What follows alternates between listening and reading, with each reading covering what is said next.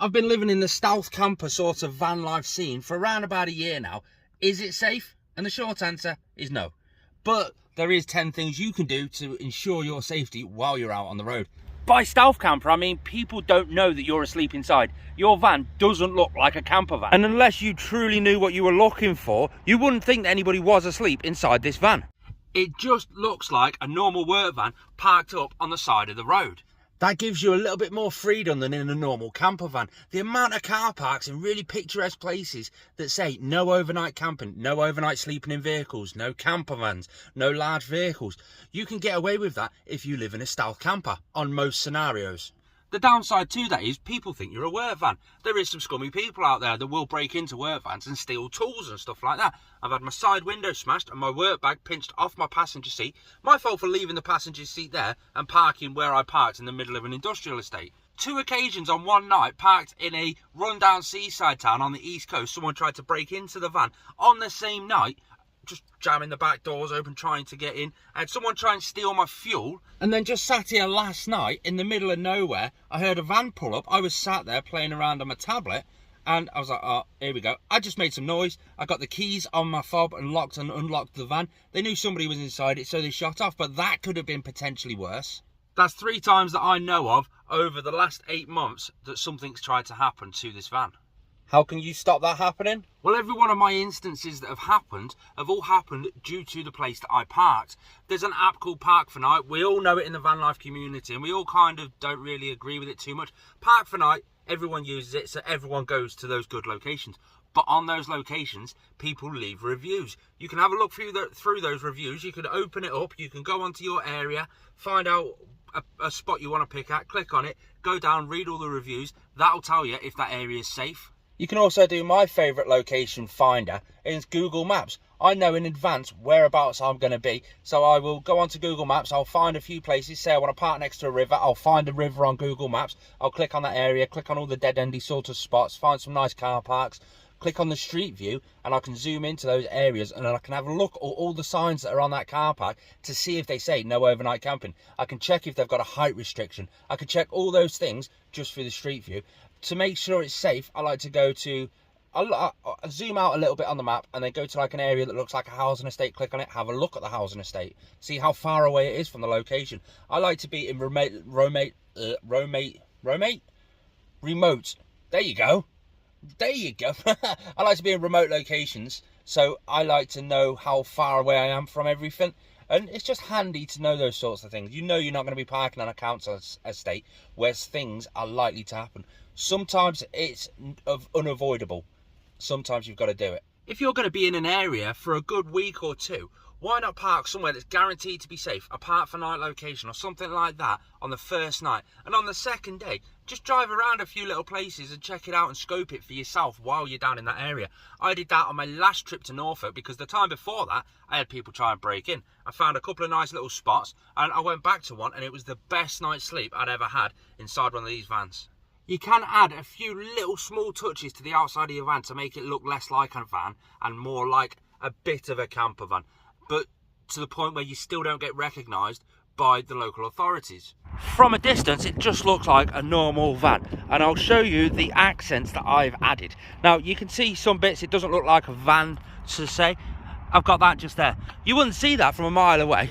I've got Woody on the top. Again, it can be mistaken for just a normal camper van or a normal van, you never know. For those who know what they're doing, I've got a solar panel on the roof. They are just a few little subtle touches, but they might be the difference between you getting your fuel nicked and not getting nicked. We'll get on to how you can not be as stupid as me later on in the video. But what about actual safety features that you can fit to your van? CCTV, it's invaluable. You can stick it on the outside of the van, you can stick it on the inside of the van, you can have it set as motion sensors. A lot of them you need Wi-Fi for, but it's definitely an option to look into. Along with motion censored lights on the outside. I've actually seen someone do it and I'm not sure whether I like that idea or not. Some of the places I park, I've got like sheep just randomly walking around the roads. Can you imagine that? And then a light pops on and I go and find it's just a sheep. I don't know what I think about them, but you can get motion censored lights anyway. According to the AA, the biggest and most common way of getting broken into on your vans is they peel the doors back and get into it. You can get anti-peel devices, which is an inbuilt big metal mechanism that stops that happening.